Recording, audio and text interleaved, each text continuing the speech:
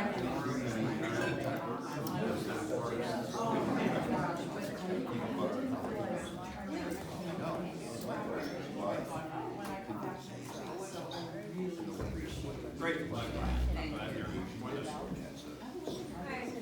So good afternoon, folks. If you haven't gotten pizza already, please help yourself to some pizza. And thank you for taking time out of your busy week to get here for our second meeting of the Climate Solutions Caucus. We are going to have just a few minutes for announcements so that people who are presenting will have a moment to chew their pizza. And then we're going to go into a brief overview of Chris's phone call to a brief overview of the Global Warming Solutions Act. Top line story there is that it has been introduced. I think we got 87 co-sponsors for that bill, which is obviously, if you do the math, that is well beyond the number of House members who are also members of the Climate Solutions Caucus, which is a really great indication that we're expanding the interest and the urgency beyond those of us who come here on Thursdays. And then we will do a review of the work of the Principals Subcommittee.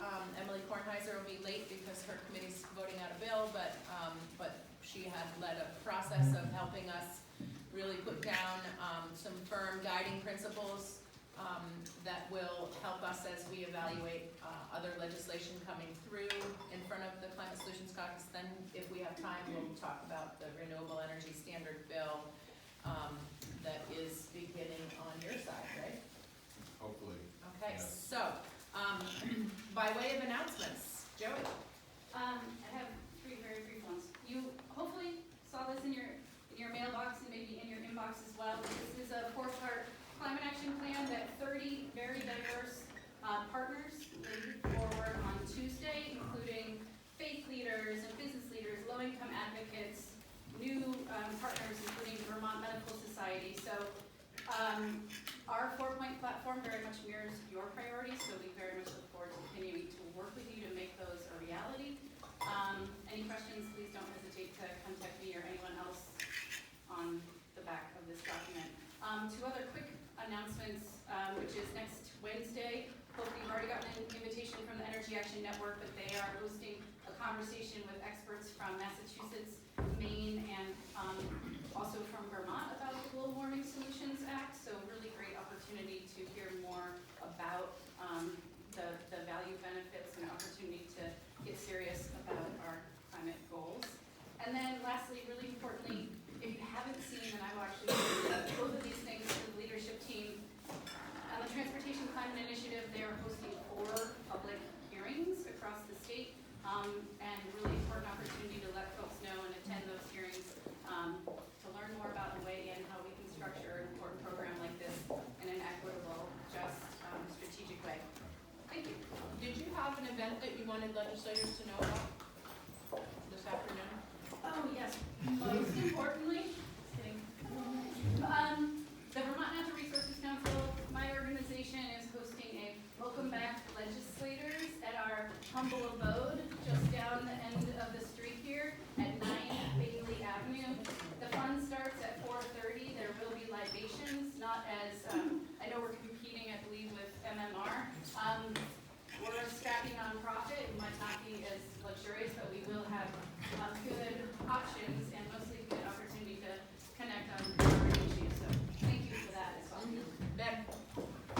Just one quick announcement. P4 is working with DBSR and other partners to help some businesses in Vermont give their employees the opportunity to come to the State House and meet with their legislators to talk about climate issues. So that's going to be next Thursday, the 23rd. They're going to have a press conference, and there are going to be employees in several dozen House districts and, of course, a number of Senate districts as well that Liam O'Sullivan from our team and then Jordan Diaconia, who I don't think is in the room, from DBSR, are going to be trying to catch you all. If you do have folks from your area coming, and so either look for them in person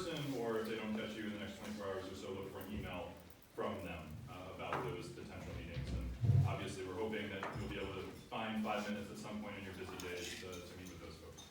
All right, Carl, Robin, and then we're gonna hold the rest of the announcements until the end so that we can let Chair Briglin kick off his presentation. Carl. Just a quick reminder, the resiliency working group will be meeting in here.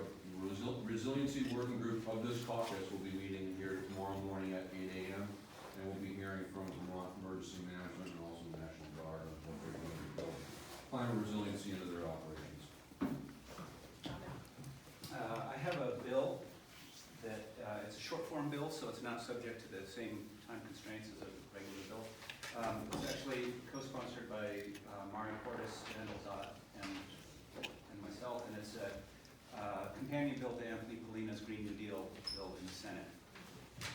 Anthony said yesterday that he had 14 sponsors in the Senate, which is pretty impressive. Love to get a lot of sponsors here too. As a short form, it doesn't include anything of what it actually does, but You're going to get tons of sponsors. just sign up, you'll love it. It's like signing a blank check. So it creates a climate council funded by a surcharge on the top 1,600 incomes in Vermont. Basically, those taxpayers benefited $300 million worth from the Trump tax cuts. This would draw down about 10% of that to fund the actions of the council, which is appointed by the speaker and committee on committees, I guess. Happy to talk more about it, and I will leave it up here for folks to sign on. Thank you. Representative Briglin, take it away. Yeah. Is it okay if I stand up here? I Absolutely. apologize, not only to Sarah, but give you guys my best. But I want to face as many people in the room as possible. No worries. So, you know, a little of this introduction I had given to the Democratic Caucus last week when we first met. So, by way of introduction of the Global Warming Solutions Act, I'll mention some of that again as to why this is important, what we're trying to do. I want to touch on maybe a little more detail than I touched on last week as to what some of the operative things are in this bill that, you know, I think you want to walk out of this room with today, having an understanding of here are 2 or 3 or 4 of the touch points of what this actually does. And just to give you some background as to where this has evolved from, last year, Selena and Sarah kind of took the lead on introducing I will say a briefer version of the Global Warming Solutions Act that we're considering right now. We are coming up from behind on a lot of states in the Northeast. The state of Vermont is the highest per capita emitter of greenhouse gas emissions in the northeastern United States. We think we're so green, we're actually not towards the back of the pack. We are the caboose on the train in terms of greenhouse gas emissions. So there's a lot of work to be done. Also, you look around the Northeast, and there are a number of states that have Global Warming Solutions Act, and I'll put a definition on that. Maine, of course, has been doing this work for on a decade now. Massachusetts, Maine, and New York recently passed bills and are moving down the track of the work that we're hopeful to start in the near future. Connecticut has been doing this work. So again, just by way of background, this is helping hopefully Vermont kind of catch up to other states in the Northeast. And of course, it's no surprise that we have no one watching the store in terms of climate issues at the federal level. So states, as states, we have to work unilaterally and in partnership, in regional partnerships with other states. And this is what the Global Warming Solutions Act is about. We are, in a sense, mirroring what some other states around us have already started down the path on. So this is Vermont, hopefully kind of getting in line and working in concert in some regards with our neighbors. The Global Warming Solutions Act that we have before the House Energy and Technology Committee right now, I want to give you some of the highlights of it and how it's expanded from H462, which was the bill that was introduced last year. The number of the bill that we have before us right now is H688, so hopefully we'll be using that bill number quite a bit in the coming weeks. The bill foundationally takes Vermont's greenhouse gas emission goals, which we've had in statute. They're not obligations, they're goals we've had in statute for 10, 12 years. It was 2006 when they actually went into our books, which we've really done nothing about as a state in a concerted way to strategically steer our state policy to what are we doing as a state to get our greenhouse gas emission levels down to meet these goals. So the first thing that this bill does is it says the 3 goals. The Paris climate goals that Governor Scott, to his credit, said 2 years ago when President Trump pulled out of the Paris Climate Accord or started that process. Governor Scott said Vermont is going to be one of the 25 states that is going to pursue these goals. Of course, we haven't done anything about that since, but we've at least stated that as part of what we're going to be pursuing. And what that goal is that by 2025, Vermont will have reduced its greenhouse gas emissions by 26 to 28%. The bill says 27%. By 27% relative to what we were emitting in 2005. That's essentially what the Paris goals are. The next 2 goals in the bill are that by 2030, we will have reduced our greenhouse gas emissions by 40% relative to what we were emitting in 1990. And importantly, that goal is currently in Vermont's Comprehensive Energy Plan, which came out in 2016. So this is not something we've kind of pulled out of thin air.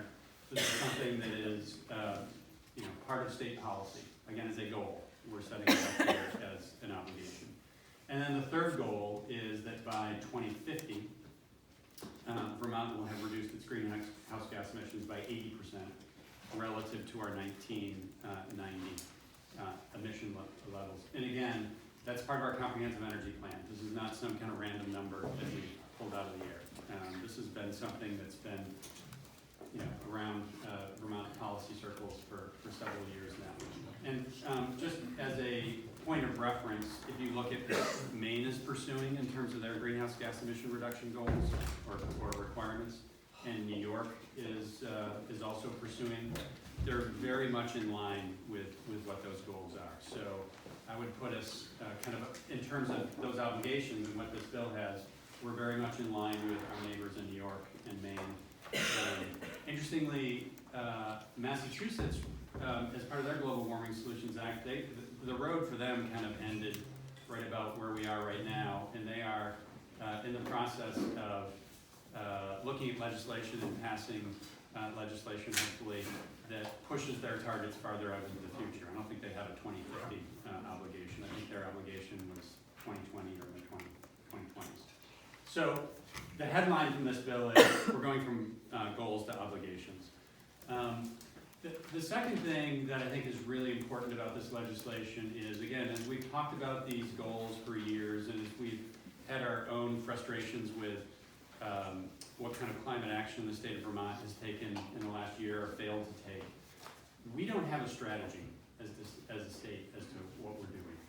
And we've done a lot of work in recent years about what we're doing. We've had the Governor's Climate Action Council or Commission, the State Comprehensive Energy Plan. There's a lot of good work in there. There have been think tanks locally in Vermont that have done a lot of thinking about what are the pathways we need to pursue to actually accomplish this reduction. We don't have a strategy as a state. And I think it's nice to have these obligations, but unless we kind of iron out and lay out what the pathway is that how we're gonna get there, I think we're gonna be in a realm where we've been in the last year, kind of, as I've said, kind of throw the spaghetti at the wall of a little weatherization here, little electric vehicle work here, some public transportation here, but it's not a concrete policy of, essentially the cookbook of what are the policies that we're following to get us there. What this bill requires, and again, I don't want to take credit for this, that we're to some extent looking to our neighbors, is It establishes a group across state government, primarily cabinet secretaries, and pulls in experts from across the state. And by experts, I mean there are people who would essentially represent different parts of our economy, from climate experts who are experts in climate policy, to people who work in the energy sector, to people who work with low-income individuals and work in areas of resilience and emergency preparedness, to essentially establish that plan. And what that plan is in the next 12 months. And what that plan is meant to do is it is essentially to not only set up the strategy, but set up the guide rails for what we are doing from a regulatory standpoint in our state going forward to accomplish these obligatory goals. So instead of just kind of throwing out, here's what you gotta do, the idea is to establish a strategy and establish a path by which the state of Vermont and government policy stays within the parameters of that plan. That plan will be updated every 4 years. There's going to be new technologies, there's going to be new things that we learn, there's going to be things that as our neighbors do this work, we're going to learn. And so that plan will expand and contract as we improve best practices from a policy standpoint. Some of the touch points that you're going to hear a lot about, I think, in this bill is what the obligations and what the accountability is in this bill. So there's a portion of this bill that's called a cause of action, and I think there are folks who are concerned that what this bill will be as an obligation of the state is it's a pathway for lots of litigation, for a plaintiff to step forward and say, Vermont has failed to fill in the blank, or my fuel dealer is responsible for global, for climate change, and a suit might be brought against my fuel dealer because they have been an impediment in Vermont accomplishing these goals. What the cause of action is in this bill, the accountability section, if you will, is it's accountability on state government. The first criteria is, has the Agency of Natural Resources, which we have in the room, which is kind of at the head of the table on the regulatory work that's required here. Has the Agency of Natural Resources promulgated rule and regulation in a timely fashion? Timelines are set up in the bill. And also, have they come forward with it at all? That's the first cause of action. Has the state of Vermont taken action on meeting these goals? The second is, obviously, have we met the goals? So the first hurdle, as I said, is 2025. Typically, we don't see the measurement data on this until a year. Well, right now it's been 3 years, but hopefully we'll shorten that process. But a first benchmark is, did we meet those Paris goals for 2025? And if not, again, potentially a plaintiff can step forward and say, State of Vermont, A&R, you didn't meet these goals. What can a judge do faced with that case that they said, yeah, you haven't met the goal? What a judge can do is, the remedy, if you will, is come back to the state of Vermont and say, you have to do more. Whether, in the case of A&R, you have to regulate more stringently, if you will. But the idea, and this is what I think there's been a lot of concern about with this legislation, is that you're going to be able to sue your neighbor because they drive a diesel truck. That's not what this is about. This is about holding the state of Vermont's government accountable for the work that we need to do from a policy perspective, from a regulatory perspective, in order to meet these goals. So I want to be clear on that because, I've talked to a number of Vermonters and a number of lobbyists who represent business organizations who, 3 weeks ago were very concerned that that's where we're going. We're not. This is about accountability for the state of Vermont in that regard.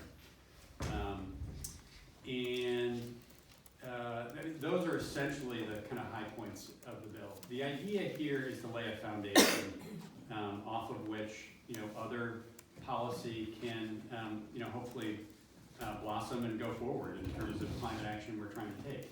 And we think of some of the other major bills that are moving around this building and will in the next 3 or 4 months, related to TCI, related to all fuel efficiency regulation, related to renewable energy standards. Those are all things that feed into reducing our greenhouse gas emissions as a state. Will they necessarily come out of the work of this bill? They certainly don't have to. I can certainly see the Climate Commission that is established in this bill highlighting those things, as these are things that we have to do to make this part of our strategic plan. But the idea here is to lay down not only the obligations that we have, but also a path to get there, and accountability. Those are really the 3 things that I think are most important about what we're doing here. We have a ton of testimony scheduled next week and the week after that. So I'm hopeful that we're going to make real progress in the next couple of weeks in moving this bill forward.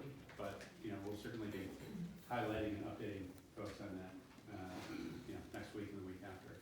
So if there's any questions, I'm happy to take questions, and of course offline, happy to as well.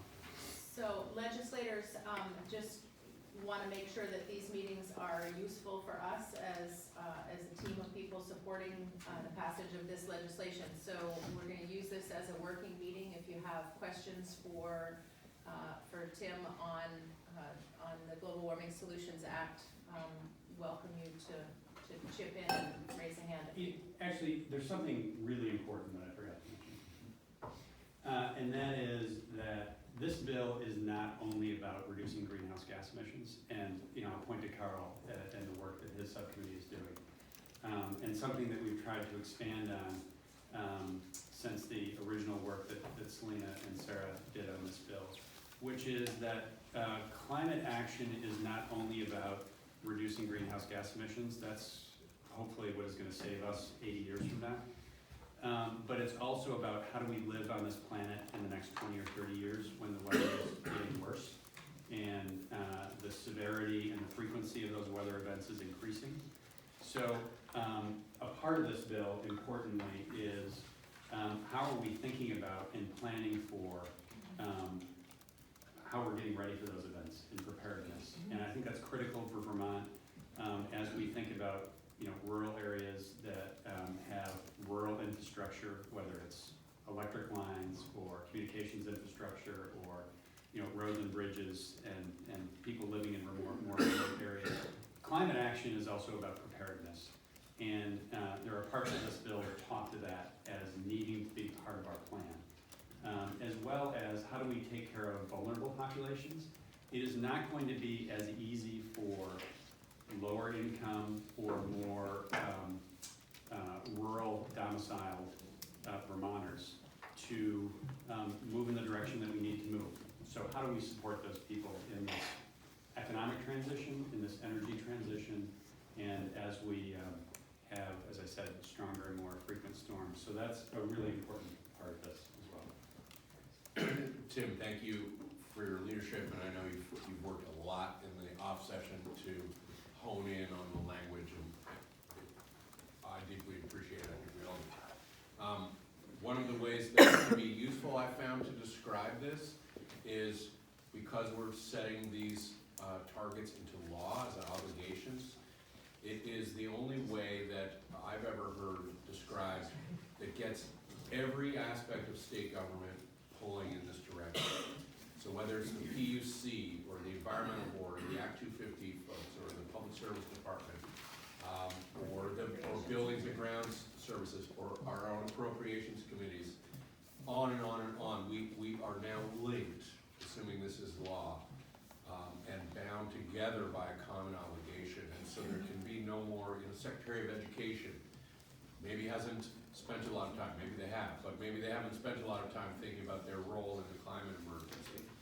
This sort of forces that discussion in a way that I think brings out strategies from all the crevices of disparate state government in our communities. And to me, that is something that I see heads nodding when I talk about it that way around the state, and it's something,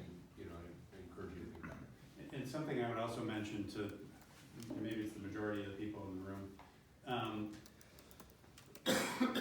This bill does not let the legislature off the hook on this. There's a lot of executive action that's required in this bill.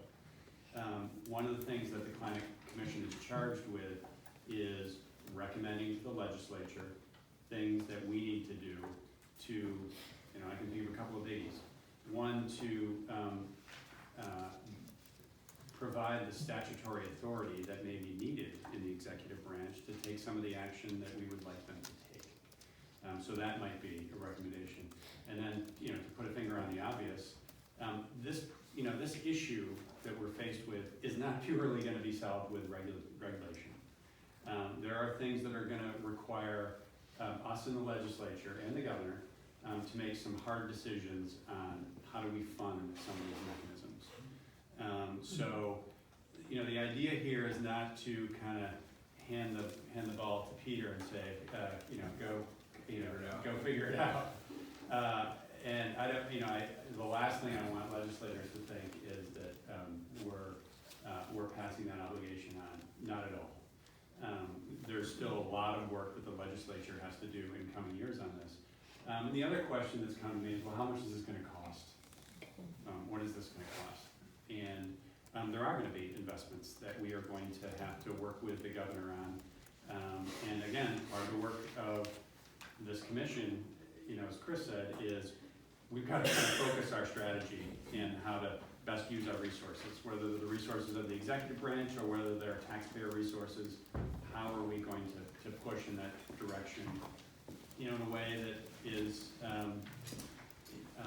we're all pulling the oars in the same direction, if you will, to use a tired metaphor.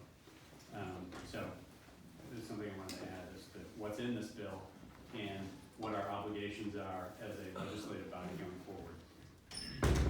Legislators, any other questions? Just a really quick one. You said that Vermont has the highest per capita emissions or greenhouse gas emissions in New England or the Northeast? Northeast, and I'll include New York in that, so New England states. New and England plus New York. New England. Per capita. And New York. Per capita, yep. Legislators? Go ahead.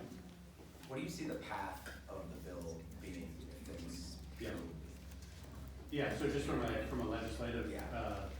Strategy standpoint, very likely there is going to be an appropriation, which kind of relative to a lot of the appropriations we talked around this place is going to be modest, to support some positions in A&R in the first year to support this commission, and then after that to support rulemaking and the additional work that A&R has to do.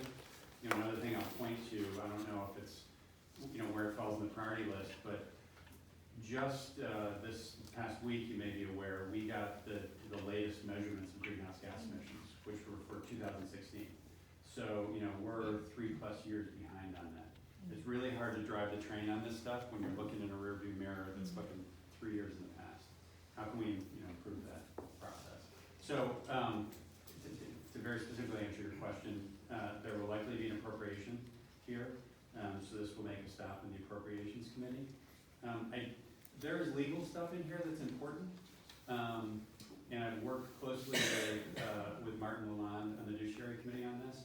They will likely take a look at this. I don't think it's something that necessarily rises to the level of them taking possession of the bill, but they will, they'll give a blessing or maybe some suggestions on how we might improve the bill. So those are the two other committees that will either be formally involved or indirectly involved. So, where we're going. All right. Taking more than 50. Thank you so much for Thanks, Sid. being here. So you're on. So we have, we've spent a little bit of time in previous Climate Solutions Caucus meetings talking about a process for formally adopting the principles around which we will judge our actions and guide our actions. And so Emily Kornheiser has been kind enough to spearhead that subcommittee. I would like us to take a look at these principles here this week. maybe give it a week or two for some feedback, and then at one of our future meetings, take some formal action to adopt these as guiding principles for our climate work going forward. Take it away. Thank you. And so the committee that has been working on this in various capacities, some folks just via email because they weren't able to make it to our virtual meetings, is Representative Chena, Senator Ingram, Representative Durfee, Representative Giacovone, and Representative Cooper. And so I'm gonna hand them out. I brought 15 copies. I've sent this out via email like 12 times, so feel free to just use a virtual copy if you want or share. I'm gonna keep one for reference.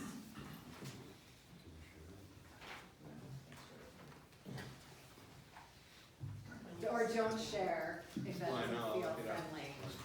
So after the first sort of round of regional legislative caucus meetings that we had over the summer, was that summer? That was summer.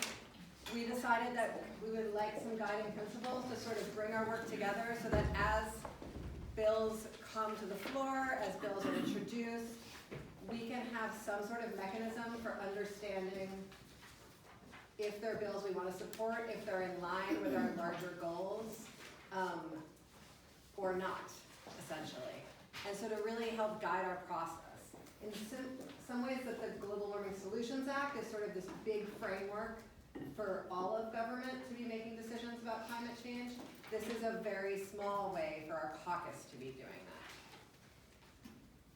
It will also help us have a clearer lens for having conversations with each other and within the legislature to bring some shared language to the work that we do, and should help us communicate with constituents and then legislators who are not part of the Climate Caucus. And so it's set up in sort of 4 buckets. What does success look like? Those are like big dreams for if we win all of the fights and pass all of the bills, what would happen in the end? What would Vermont look like in terms of climate change? How will we know when we've achieved it? Sorry if I shamed people into not taking a piece of paper. Sorry. Just share with neighbors. How will we know when we have achieved it, which we have not filled in yet, and I would love some help from more sort of people who are technically involved in this stuff, or as well as advocates who are technically involved in this stuff, to really put some numbers and some deliverables on there. And then are there values or principles that will help us get there? Which is really some of the ethic that guides our work when we're thinking about things. And then finally, there's just a charming paragraph that Rep. Giacovone drafted and that we did some wordsmithing on to really summarize what we're saying in a way that can be communicated easily. It's just a paragraph talking point. I will read through them now, slower than I just said those other things, so that you have time to think while I'm talking. So what does success look like? All Vermonters live in safe, warm homes. All Vermonters can get where they need to go. Vermont's economy is strengthened. Vermont's energy use is renewable and clean. Vermont's emissions are drastically reduced and continue a trajectory toward zero. And Vermont is an example for other states. And then, are there values or principles that will help us get there? Solutions drive improved jobs and sustainable economic growth. All new legislation strives to do no harm. The transition to a clean energy economy is equitable. The costs and benefits are distributed fairly according to each Vermonter's ability to pay and utilize. Our work is data-driven and founded on evidence-based research. Reading is hard today. We examine the secondary and tertiary effects of our policies. We strive to represent all voices in our solutions, especially those most impacted. As people move away from regions hardest hit by climate change, Vermont will position itself as a state that embraces new residents, says bless you to all who sneeze, and provides opportunities for jobs, housing, and community. We meet the needs of Vermonters impacted by climate change today and into the future, and plan for the continued impacts as we work to prevent greater impacts in the future. That's the resiliency one that I just added in committee today. That needs lots of wordsmithing.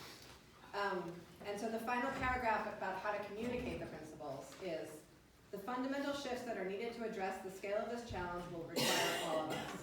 The strategies to help mitigate the climate emergency should be shared by all Vermonters, but funding of those strategies must be designed to minimize any adverse financial impact on Vermonters of modest means. Legislation to help reduce the climate emergency must be founded on science. Proposals to address the climate emergency should promote economic growth in an environmentally sustainable fashion. Multi-state efforts that help to spread the cost of climate reduction strategies across a broader population should be pursued. And so we're hoping that once we can create a rubric, once we sort of have some approval on these principles, that we can create some sort of decision rubric. So as we're having conversations, a good example would be the weatherization bill last session that there was a lot of internal debate about, and we did not have a lot of time to make a quick decision. That would help us have those conversations in a more organized fashion. Objective. Yeah, or objective. And then the last thing I want to say is, these are like very sort of common sense Vermont language that we used. Representative Chena shared what some folks outside of Vermont have done that is much more aspirational language and sort of briefer catchphrases with longer paragraphs that I find very shiny and beautiful, and I love them, from the Climate Justice Alliance. But they're very sort of different in tone, and so that might be something, if folks are sort of feeling like this is too Vermont and we want something that's more aspirational and shiny, that we might want to look at those, and I will send those out via email. Flannel and Carhartts, or Gucci? Definitely not Gucci, they're just very aspirational. So it says things like, and use the language of a just transition, which when the Youth Climate Congress, I always want to call it a caucus, but it's a congress. When the Youth Climate Congress came to my committee, the language of a just transition feels really resonant, I think, for the youth right now, and it feels really resonant for me personally.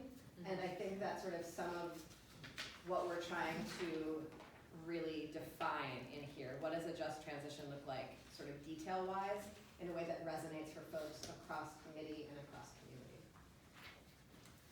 So legislators, we can take a few minutes to hear some feedback on this if you have immediate thoughts or immediate questions.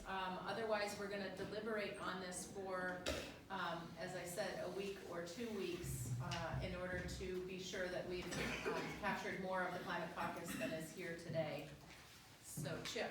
So I invited a constituent who's very active to our meeting in the cafeteria that morning, and to a point of mockery had a problem with all new legislation strives to do no harm. And she questioned what it meant, what we meant by it, and actually, as I say, mockingly had feedback to me as to that particular piece of this whole thing here. So I guess my question is, what do we mean by it? I think the intention there, we'd originally started from all new legislation, meaning not just climate legislation, but all legislation that's moving through the building and passes.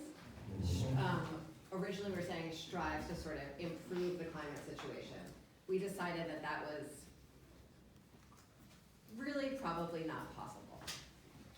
Because there's a lot of legislation that might not touch the issue at all. And so really just wanted to be clear that any new legislation that's introduced would not sort of further the problem of emissions. Chris, and then. Thank you, Chip. That was the one that jumped out at me too, and I hope we'll think about it. It's helpful to understand where you're coming from. You know, ultimately, we're talking about transitioning our economy. So Matt Coda is going to think that something is causing great harm when we're advancing something that is more sustainable than his fuel distribution business. So I think we need to work on this particular bullet because it strikes me that the question is harm for who? Or whom, I guess, for the English majors. So other, you know, and I want to would say this is really good. I think this is, from our point of view, when we were trying to develop the idea of working on this, these are not rules. These are not like, how could you possibly vote for something that violates your principles? These are sort of guidelines for us. This is not going to get easier in the years ahead. This is gonna get harder. And so the hope is that this can be something of an evergreen document that we can reference. And if we decide, let's say it held that harm language in, we could decide as a group, we're trying not to do harm. In this case, it makes sense, or we've decided, again, not meant to be hard, fast rules, but guidelines. And I think you guys have done a really nice job hitting that balance. Kath? Yep, just quickly, and I'm sorry, Emily, because I have seen this doc and I love it. But it hadn't occurred to me then, but it does now, that to me, do no harm connotes that previous or other legislation has done harm, or does do harm. So I think I'm feeling like maybe that bullet point needs to be An area to work on, Mhm. yeah. Mike, and then Jim and Selena? Yeah, so I think that what it boils down to is when we talk about harming, what are we talking about harm? What is the thing that is being harmed? And I think what you're trying to get at is that we'll do no harm with respect to greenhouse gas emissions, say. That any legislation we pass won't increase the amount of greenhouse gas emissions being emitted in Vermont. Because harm is subjective.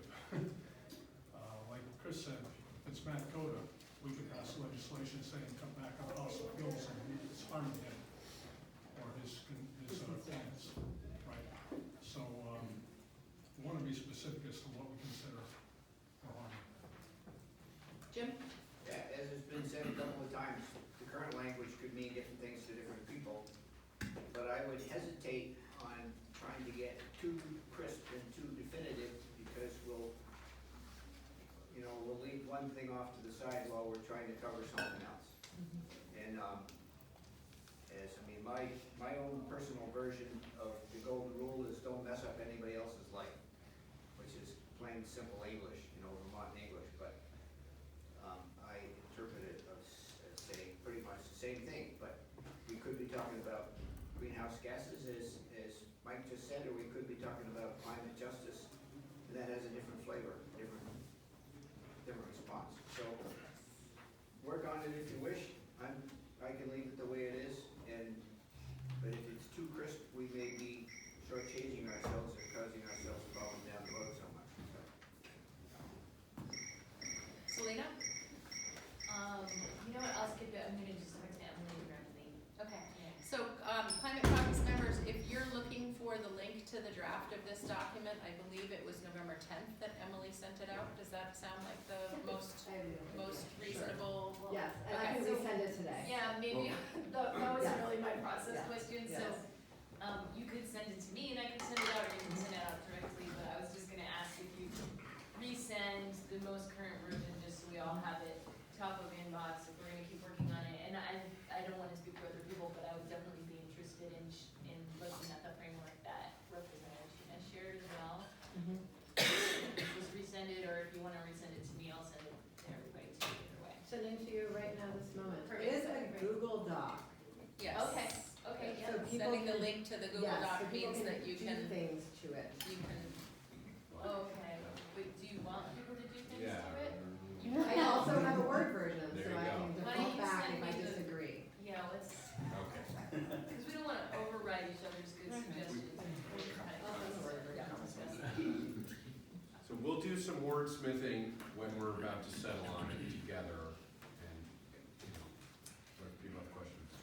so we've got only about 5 or 7 more minutes in order to give people time to get to their next meetings. So are there any other announcements? And I want to jump in first and say that we need to set a date to do a Climate Solutions Caucus group photo. We scrambled last year when we were creating the slide deck for the roadshow to find a picture of all of us, and we found a picture that included some of us, but not all of us, and that was kind of sad for the people who weren't able to be at that meeting. So Does 2 weeks from today seem like a reasonable, date for everyone to get to the first 15 minutes or the last 15 minutes? Last, I think. All right, so that would be January 30th, the last 15 minutes of Climate Solutions Caucus to do a large group photograph. Where? We'll sort that out. Well, we What do are, you think? we are 80-something members, so we're either gonna need to be out on the front steps if it's not covered with snow, or in room 11, because I don't think we can fit in this room for a photograph. What about the Or- firehouse? We'll figure out Yeah. what makes sense. So just make note that January 30th, and tell your committee, fellow committee members who are part of the Climate Solutions Caucus to not miss the last 15 minutes of January 30th. Can we keep circulating that bill, the Yes, sign-in who's sheet? got the sign-out sheet for Right the there, short right there form? where it went.